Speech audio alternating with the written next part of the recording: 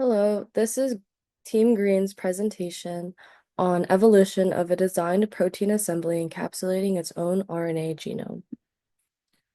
When individuals hear the word virus, they immediately think about negative parts of viruses, coronavirus, flu viruses. But viruses provide inspiration for synthetic biology. Viruses have evolved capsid structures to encapsulate, protect, and deliver the genomic material inside of them. Viruses found in nature undergo evolution to optimize the function listed prior. Although synthetic viruses are able to create a capsid, they are unable to efficiently package RNA and resist degradation.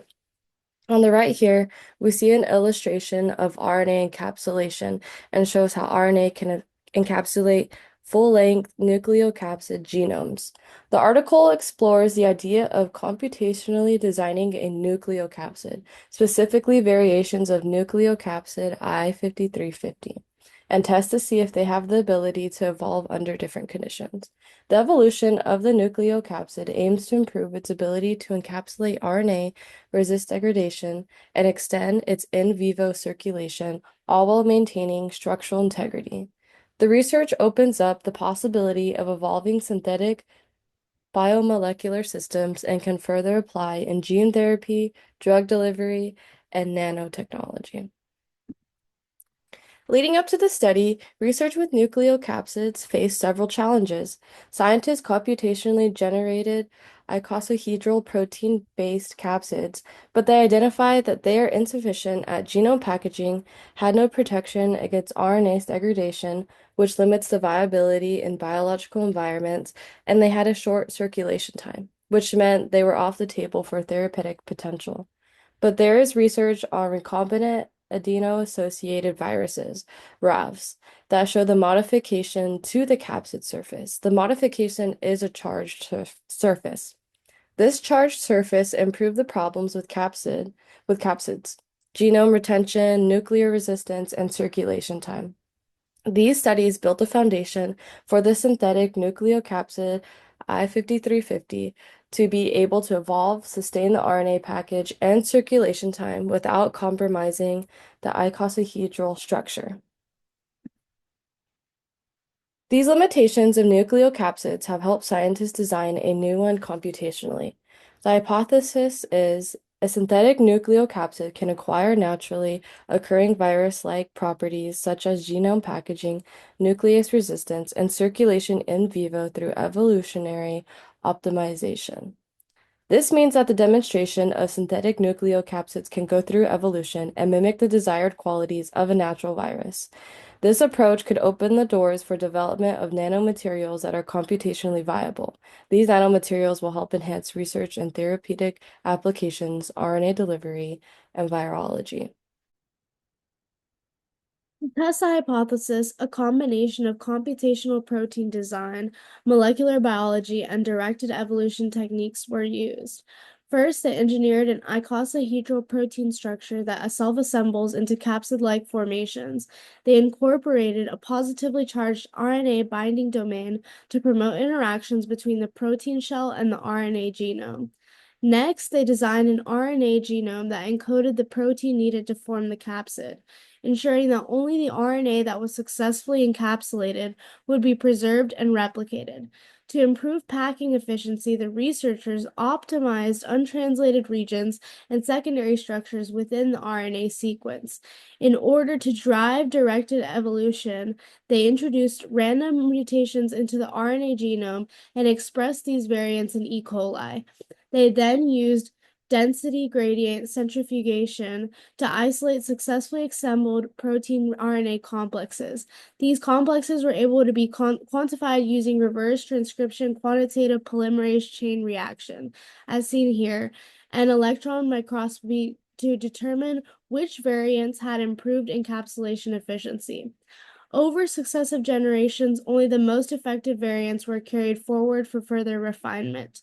Through structural and functional analyses, they were able to confirm the effects of evolution. We decided that the critical experiment of the paper was the first few iterations of evolution, namely I5350 V2 and V3 of the nucleocapsid.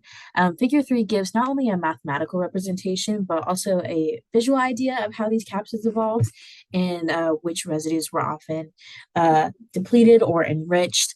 I think, in particular, F and G figure 3 give a really good visual idea, while B kind of explains more of the math behind that. Um, Figure 3b shows the most and least conserved amino acids of the capsid, with the purple indicating highly depleted and the orange indicating highly enriched. And in those, it inherently shows which of those were highest or were most highly conserved and those of which were least conserved.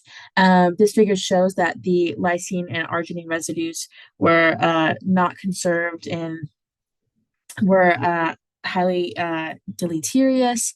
And at certain positions during the capsid evolution, they were almost always depleted. This statement was previously theorized in the paper, and is now shown mathematically here. In this figure, additionally, the blue squares show the I5350 V2 starting sequence, whereas the black dots show the V3 selected sequence. Now, figures F and G are a great visual example for the overlap of the deleted regions and which of those were conserved, and how that compares to the charges of those residues over the course of the evolution.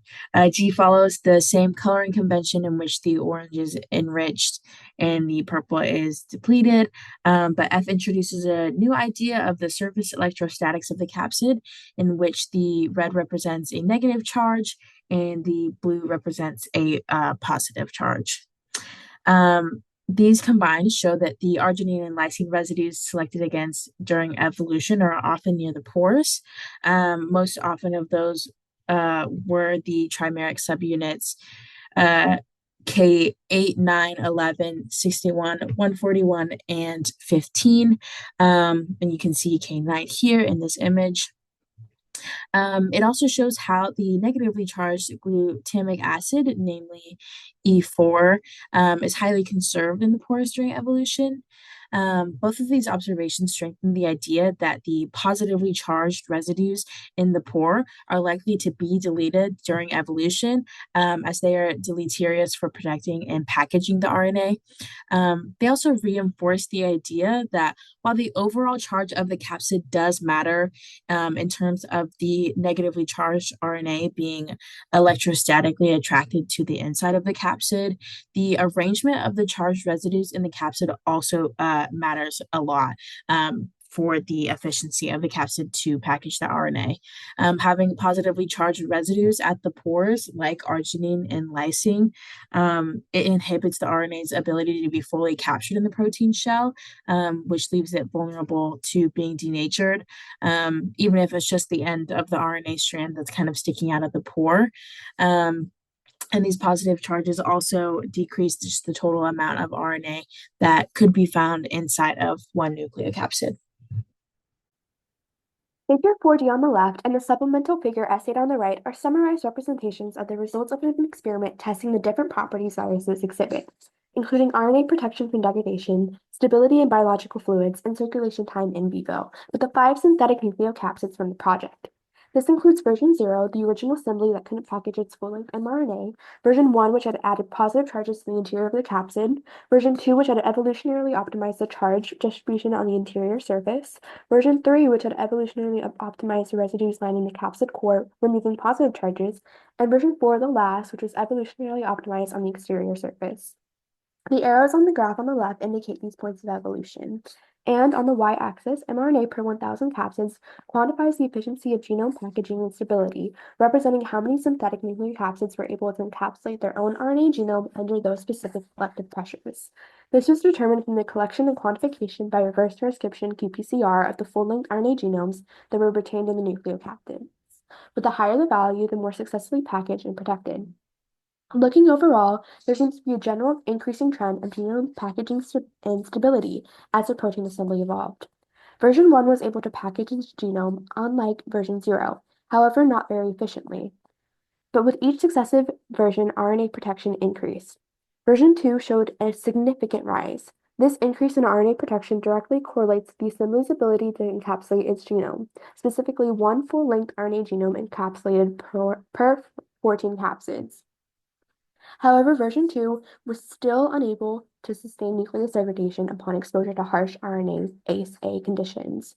Thus, version 3 was evolved to improve stability, with 44% of RNA becoming protected when challenged at 37 degrees Celsius for 6 hours.